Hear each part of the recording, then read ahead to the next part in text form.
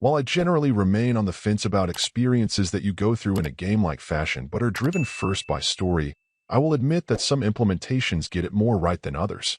There are absolutely ways that being immersed in the world and feelings of an on-screen character can be emotionally compelling. It's just always going to be a subjective experience depending on what the player is bringing to the table. In the case of Onward, I'll admit that as a vintage gamer who has been happily married for more than 2 decades, this did hit a few chords with me, so there's at least something to be said for that.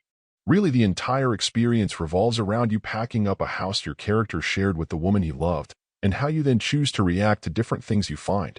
I do always wonder in these situations whether I'm meant to try to put myself in the shoes of the character when reacting or just to play it as myself, but quite a few times I wasn't quite sure which option to choose.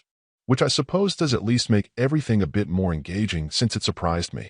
Now, one thing to very much take into account is that it all wraps up pretty quickly, with a whole run easily taking less than an hour, depending on how quickly you make your choices and review the memories that emerge from those choices.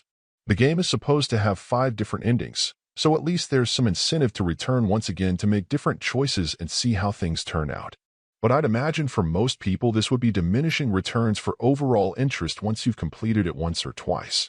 In terms of what it appears the game set out to do, which is to make you reminisce a bit and contemplate your own life, and the memories you may share with someone special, it's pretty successful.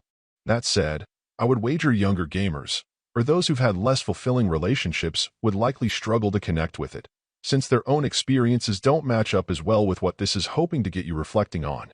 While it lasts, if you're in the right state of mind, this can trigger some moments of reflection. Just don't come into it expecting much more than that. Overall, my final score for the game ended up being a 7.1. And if you're interested in picking it up, it's currently available on the Switch eShop for $4.99. Thank you for taking the time to listen to this review. And if you'd like more information or ideas of indie games worth checking out on Switch, be sure to click on the link provided in the description. Until next time.